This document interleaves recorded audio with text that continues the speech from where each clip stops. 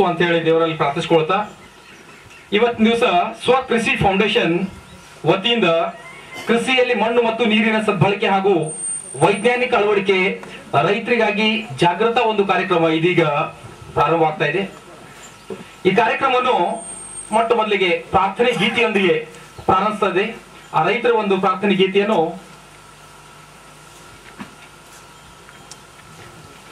ಎಲ್ಲರೂ ಎದ್ನೆತ್ಕೊಳ್ಬೇಕು ದಯಮಾಡಿ.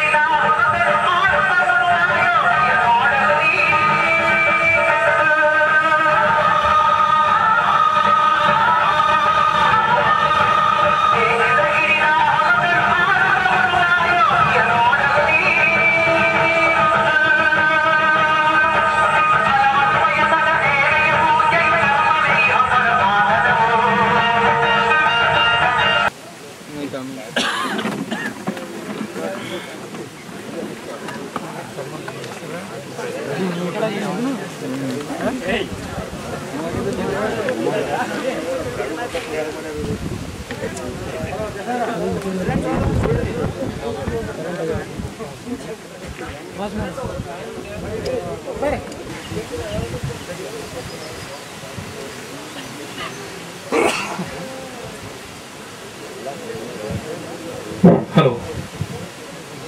ಸ್ವಕೃಷಿ ಫೌಂಡೇಶನ್ ಕೃಷಿಯಲ್ಲಿ ಮಣ್ಣು ಮತ್ತು ನೀರಿನ ಸದ್ಬಳಕೆ ಹಾಗೂ ವೈಜ್ಞಾನಿಕ ಅಳವಡಿಕೆ ಒಂದು ಜಾಗೃತ ಕಾರ್ಯಕ್ರಮದಲ್ಲಿ ಇವತ್ತಿನ ಒಂದು ಕಾರ್ಯಕ್ರಮದಲ್ಲಿ ಅಧ್ಯಕ್ಷ ಸ್ಥಾನ ವಹಿಸಿರುವಂತಹ ಜೊತೆಯಲ್ಲಿ ಸ್ವಕೃಷಿ ಫೌಂಡೇಶನ್ ಒಂದು ಫೌಂಡರ್ ಆದಂತಹ ಸನ್ಮಾನ್ ಶ್ರೀ ಮಲ್ಲಿಕಾರ್ಜುನ್ ಟಿ ಅವರಿಗೆ ತಮ್ಮೆಲ್ಲರ ಪರವಾಗಿ ಮತ್ತು ವೈಯಕ್ತಿಕವಾಗಿ ಹಾಗೂ ವೇದಿಕೆ ವತಿಯಿಂದ ತುಂಬು ಹೃದಯದಿಂದ ಆತ್ಮೀಯವಾಗಿ ಸ್ವಾಗತ ಕೋರ್ತಾ ಇದ್ದೇನೆ. ಅದೇ ರೀತಿಯಾಗಿ ಇನ್ನೋರ್ವ ಇವತ್ತಿನ ಕಾರ್ಯಕ್ರಮದಲ್ಲಿ ಮುಖ್ಯ ಅತಿಥಿ ಸ್ಥಾನ ವಹಿಸಿರುವಂತಹ ಜೊತೆಯಲ್ಲಿ ರಾಷ್ಟ್ರಪತಿ ಪ್ರಶಸ್ತಿ ಪುರಸ್ಕೃತರಾದಂತಹ ವಿಜಯಪುರ ಜಿಲ್ಲೆ ಸಿಂದಗಿ ತಾಲೂಕಿನಲ್ಲಿ ಒಂದು ಗ್ರಾಮದವರು, ಜೊತೆಯಲ್ಲಿ ಸಾಕಷ್ಟು ಪ್ರಮಾಣದಲ್ಲಿ ವಿವಿಧ ವೈಜ್ಞಾನಿಕವಾದಂತಹ ಒಂದು ಕಲೆಗಳನ್ನು ಅಳವಡಿಸಿಕೊಂಡಿರುವಂತಹ ಜೊತೆಯಲ್ಲಿ ಸಾಕಷ್ಟು ವೈಜ್ಞಾನಿಕತೆಯನ್ನು ಅಳವಡಿಸಿಕೊಂಡಿರುವಂತಹ ಸನ್ಮಾನ್ ಶ್ರೀ ಗಿರೀಶ್ ಭದ್ರಗೊಂಡ ಅವರಿಗೆ ಕೂಡ ಈ ಸಂದರ್ಭದಲ್ಲಿ ತಮ್ಮೆಲ್ಲರ ಪರವಾಗಿ ಮತ್ತು ವೈಯಕ್ತಿಕವಾಗಿ ತುಂಬ ಆತ್ಮೀಯವಾಗಿ ಸ್ವಾಗತ ಕೋರ್ತಾ ಇದ್ದೇನೆ. ಹಾಗೆ ಇನ್ನೋರ್ವ ಕೃಷಿ ತಜ್ಞರು ಅವರು ಕೂಡ ಇವತ್ತು ದಿವಸ ನಮ್ಮ ಜೊತೆಗಿದ್ದಾರೆ. ಸನ್ಮಾನ್ ಶ್ರೀ ಶಿವಾನಂದ್ ವಸ್ತ್ರದ ಅವರಿಗೆ ಕೂಡ ತಮ್ಮೆಲ್ಲರ ಪರವಾಗಿ ಮತ್ತು ವೈಯಕ್ತಿಕವಾಗಿ ವೇದಿಕೆ ವತಿಯಿಂದ ತುಂಬು ಹೃದಯದಿಂದ ಆತ್ಮೀಯವಾಗಿ ಸ್ವಾಗತ ಕೋರ್ತಾ ಇದ್ದೇವೆ. ಅದೇ ರೀತಿಯಾಗಿ ಜಿಲ್ಲಾ ಕೇಂದ್ರ ಸಹಕಾರಿ ಬ್ಯಾಂಕಿನ ಮಾಜಿ ನಿರ್ದೇಶಕರು, ಜೊತೆಯಲ್ಲಿ ಸಮಾಜ ಸುಧಾರಣೆಯಲ್ಲಿ ತೊಡಗಿರುವಂತಹ, ಜೊತೆಯಲ್ಲಿ ಸಾಕಷ್ಟು ಪ್ರಮಾಣದಲ್ಲಿ ರಾಜಕೀಯ ಧುರೀಣರಾಗಿ ಸೇವೆ ಮಾಡ್ತಿರುವಂತಹ ಸನ್ಮಾನ್ ಶ್ರೀ ಸಂಗನಗೌಡ ಚಿಕ್ಕೋಣ್ ಸಾಹೇಬರಿಗೆ ಕೂಡ ಈ ಸಂದರ್ಭ ತಮ್ಮೆಲ್ಲರ ಪರವಾಗಿ ಮತ್ತು ವೈಯಕ್ತಿಕವಾಗಿ ತುಂಬು ಆತ್ಮೀಯವಾಗಿ ಸ್ವಾಗತ ಕೋರ್ತಾ ಇದ್ದೇವೆ. ಅದೇ ರೀತಿಯಾಗಿ ಇನ್ನೋರ್ವ ವೇದಿಕೆ ಮೇಲೆ ಆಶೀರ್ವಾದ ಸನ್ಮಾನ್ ಶ್ರೀ LS ಕುಂಬಾರ್ ಸಾಹೇಬರಿಗೆ ಕೂಡ ಈ ಸಂದರ್ಭ ತಮ್ಮೆಲ್ಲರ ಪರವಾಗಿ ಮತ್ತು ವೈಯಕ್ತಿಕವಾಗಿ ಆತ್ಮೀಯವಾಗಿ ಸ್ವಾಗತ ಕೋರ್ತಾ ಇದ್ದೇವೆ.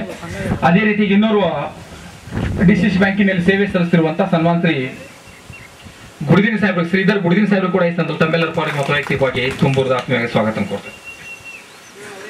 ಈ ಕಾರ್ಯಕ್ರಮ ಇಷ್ಟೊಂದು ಸಂಘಟನೆ ಆಗ್ಲಿಕ್ಕೆ, ಬೆಳಿಲಿಕ್ಕೆ, ಅದ್ಭುತವಾಗಿ ನಡೀಲಿಕ್ಕೆ ಕಾರಣಕರ್ತರು ಊರಿನ ಹಿರಿಯರ ಜೊತೆಲೆ ಬೇರೆ ಬೇರೆ ಊರಿಂದ ಆಗಮಿಸಿರುವಂತಹ ಎಲ್ಲ ಹಿರಿಯ ರೈತರ ಬಂಧು ಬಳಗದವರು ಕೂಡ ಈ ಸಂದರ್ಭದಲ್ಲಿ ನಾನು ನಮ್ಮ ಸ್ವಕೃಷಿ ಫೌಂಡೇಶನ್ ವತಿಯಿಂದ ಹಾಗೂ ವೇದಿಕೆ ವತಿಯಿಂದ ಮತ್ತು ನನ್ನ ವೈಯಕ್ತಿಕವಾಗಿ ಅವರಿಗೂ ಕೂಡ ತುಂಬ ಹೃದಯದಿಂದ ಆತ್ಮೀಯವಾದಂತಹ ಸ್ವಾಗತ ಕೋರ್ತಾ ಇದ್ದೇವೆ.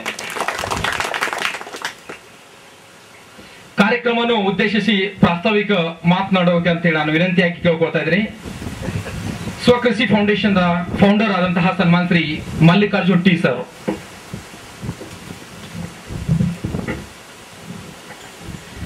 ಆತ್ಮೀಯ ರೈತ ಬಾಂಧವರಿಗೆ ನನ್ನ ನಮಸ್ಕಾರಗಳು. ನನ್ನ ಒಂದು ಹಿನ್ನೆಲೆ ನಿಮಗೆ ಪರಿಚಯ ಮಾಡಿಸ್ಕೊಳ್ತಾ ನನ್ನ ಹಿನ್ನೆಲೆ ಹೇಳ್ತೀನಿ, ನಿಮಗೆ ನಾನು ಪ್ರಾಸ್ತಾವಿಕವಾಗಿ ಮಾತಾಡ್ತೀನಿ. ನಾನು ಮೂಲತಃ ಸಾಫ್ಟ್ವೇರ್ ಇಂಜಿನಿಯರ್ ಉದ್ಯೋಗಿ, ಅಮೆರಿಕದಲ್ಲಿ ನೆಲೆಸಿದ್ದೆ. ನಾನು ಅಲ್ಲಿ ಸುಮಾರು 4 ವರ್ಷ ನಾನು ಕೆಲಸ ಮಾಡಿದ್ದೀನಿ. ಆಮೇಲೆ 10 ವರ್ಷ 11 ವರ್ಷ ನನಗೆ ಒಂದು ಸಾಫ್ಟ್ವೇರ್ ಇದರಲ್ಲಿ ನನಗೆ ಅನುಭವ ಇದೆ. ಮೂಲತಃವಾಗಿ ನಾವು ಕೃಷಿ ಕುಟುಂಬದಿಂದ ಬಂದವರು. ನಮ್ಮ ಮನೆಯಲ್ಲಿ ನಾನೇ ಒಂದು ಈ ಮಟ್ಟದಲ್ಲಿ ಬೆಳೆದು ಎಜುಕೇಶನ್ ಪಡೆದು ಆಮೇಲೆ ಬೇರೆ ದೇಶಕ್ಕೆ ಹೋಗಿ ನಾನು ಸೇವೆ ಸಲ್ಲಿಸಿ ಬಂದಂಥದ್ರಲ್ಲಿ ನಾನು ಮೊದಲಿಗ. ಅದೇ ಇದೆಲ್ಲ ಅಷ್ಟು ನಾನು ಸಮಾಜದಿಂದ ನಾನು ಹತ್ತಿರದಿಂದ ನೋಡಿದಾಗ ಅಥವಾ ನಾನು ನೋಡಿ ಬೆಳೆದದ್ದು ನಾನು ದಿನಗಳನ್ನೆಲ್ಲ ನಾನು ನೆನೆಸ್ಕೊಂಡಾಗ ನಾನು ಒಂದು ಉದ್ಯೋಗ ಮಾಡಿ ನಾನು ಎಲ್ಲೋ ಒಂದ್ ಕಡೆ ಕೆಲಸ ಮಾಡಿದ್ರೆ ನಾನು ಇನ್ನೊಂದು 5 ವರ್ಷ 10 ವರ್ಷ ಇದು ಮಾಡಿದ್ರೆ ನಾನು ಒಂದು 4 ಕೋಟಿನೋ 3 ಕೋಟಿನೋ ಗಳಿಸ್ಕೊಂಡು ಬರ್ಬೋದು. ನನಗೆ ತಿಂಗಳಿಗೆ ಒಂದು 3 ರಿಂದ 3.5 ಲಕ್ಷ ರೂಪಾಯಿ ಪಗಾರನೇ ಇದೆ ನನಗೆ. ಸೊ ಇದು ಒಂದು ನಮಗೆ ನಾವು ಯುವಕರಾದವರು, ನಾವು ತಿಳುವಳಿಕೆ ಇದ್ದವರು ಯಾವುದೋ ಒಂದು ಕಂಪನಿಗೆ ಹೋಗಿ ಯಾವುದೋ ಒಂದು ಅವರು ಇದರಲ್ಲಿ ನಾವು ಹಾಳಾಗಿ ಕೆಲಸ ಮಾಡೋದಕ್ಕಿಂತ ನಮ್ಮ ರೈತರಿಗೆ ಈ ಭಾಗದಲ್ಲಿ ಅವ್ರಿಗೆ ಏನು ಕಡಿಮೆ ಇದೆ, ಸೊ ಅವ್ರಿಗೆ ನಾವು ಯಾವ ರೀತಿ ಒಳಗೆ ನಾವು ಮೇಲೆತ್ತಕ್ಕೆ ನಮ್ಮ ಕೈಯಿಂದ ಏನ್ ಸಾಧ್ಯತೆ ಇದೆ ಅಂತ ಹೇಳಿ ನಾವು ಚಿಂತನೆ ಮಾಡ್ಬೇಕಾದಾಗ ಈ ಗಿರೀಶ್ ಭದ್ರಗೊಂಡು ಅಂತವ್ರು ನಮ್ಮ ಜೊತೆಗೆ, ಸರ್ ನಾನು ಈ ತರ ಒಂದು ಸಾಧನೆ ಮಾಡಿದ್ದೀನಿ, ಇದನ್ನ ನಾನು ನಿಮ್ ಜೊತೆ ಕೈ ಸೇರಿಸ್ತೀನಿ, ನೀವು ನಮ್ಮ ಜೊತೆಗೆ ಬನ್ನಿ, ನಾವು ಏನಾದ್ರು ಒಂದಿಷ್ಟು ಈ ಭಾಗದಲ್ಲಿ ಎಸ್ಪೆಷಲಿ ಬಿಜಾಪುರ ಭಾಗದಲ್ಲಿ ನಾವು ಈ ಮಳೆ ವೈಪರೀತ್ಯ ಆಗಿರ್ಬೋದು ಅಥವಾ ನೈಸರ್ಗಿಕ ವೈಪರೀತ್ಯ ಇದನ್ನು ಎದುರಿಸಿಕೊಂಡು ನಾವು ಏನ್ ಬೆಳೆ ಬೆಳಿಬಹುದು, ನಾವು ಸಸ್ಟೈನ್ ಹೆಂಗಾಗ್ಬೋದು, ನಾವು ಇದರಿಂದ ನಾವು ಯಾವ ತರ ಜೀವನ ಸುಧಾರಣೆ ಮಾಡಬಹುದು. ನನ್ನ ಹತ್ರ ಒಂದಿಷ್ಟು ವೈಜ್ಞಾನಿಕವಾಗಿ ಆವಿಷ್ಕಾರಗಳಿದಾವ, ನೀವು ನಿಮ್ಮ ಒಂದು ಅನುಭವ ಇದೆ, ನೀವು ಒಟ್ಟು ಕೂಡಿ ನಾವು ಮಾಡಿದ್ರೆ ಒಂದು ದೊಡ್ಡದಾಗಿ ಇದನ್ನು ಬೆಳೆಸಕ್ ಸಾಧ್ಯತೆ ಇದೆ, ನೀವು ಮಾಡೋಣ ಅಂತೇಳಿ ಅವರು ಒಂದು ವಿಚಾರ ನನ್ನ ಮುಂದೆ ಪ್ರಸ್ತಾಪ ಮಾಡಿದಾಗ ನಾನು ಅಮೆರಿಕಕ್ಕೆ ಹೋಗಿ ನಂದೆಲ್ಲ ಪಾಸ್ಪೋರ್ಟ್ ಇದೆ, ವಿಸಾ ಇದೆ, ಎಲ್ಲ ಇದೆ ನಂದು.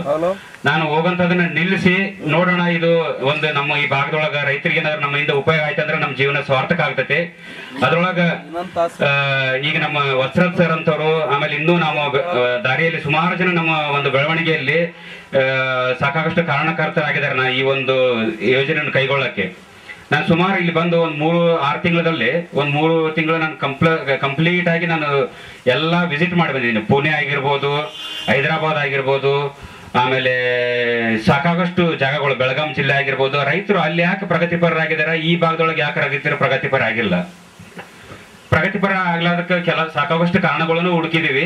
ಅದಕ್ಕೆ ಸೊಲ್ಯೂಷನ್ ಅಂತ ಏನು, ಅದು ಪರಿಹಾರಗಳೇನು ಅಂತ ನಾವು ಇದು ಮಾಡೋದಕ್ಕೆ ಹೋದಾಗ ಕಂಡುಕೊಂಡಿದ್ದೇನಂತಂದ್ರೆ, ಇದಕ್ಕೆ ನಾವು ಟೆಕ್ನಿಕಲ್ಲಿ ನಾವು ವೈಜ್ಞಾನಿಕತೆಯನ್ನು ಅಳವಡಿಸ್ಕೊಂಡಿಲ್ಲ ನಮ್ಮ ರೈತರು ಸಾಕಾಗಷ್ಟು.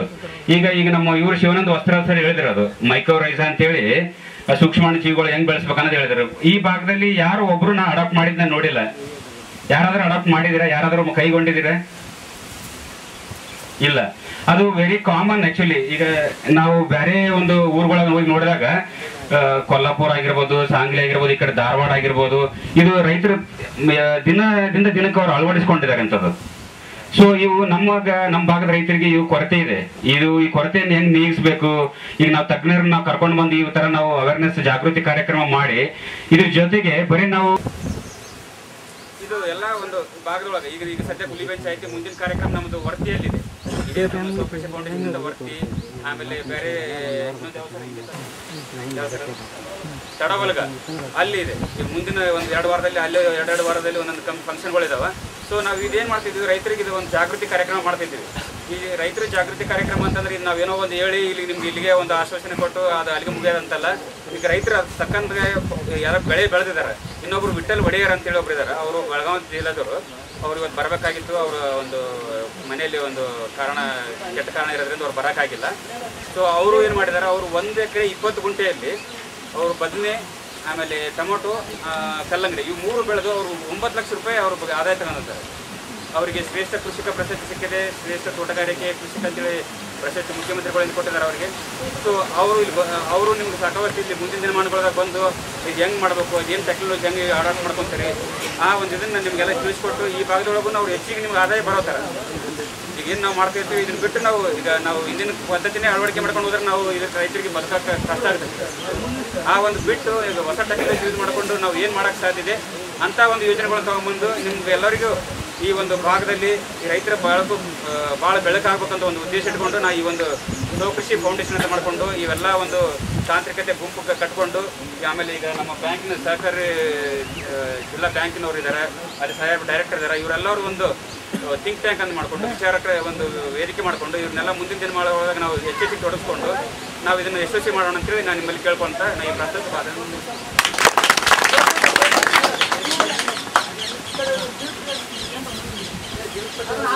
ಕೃಷಿ ಫೌಂಡೇಶನ್ ಒಂದು ಫೌಂಡರ್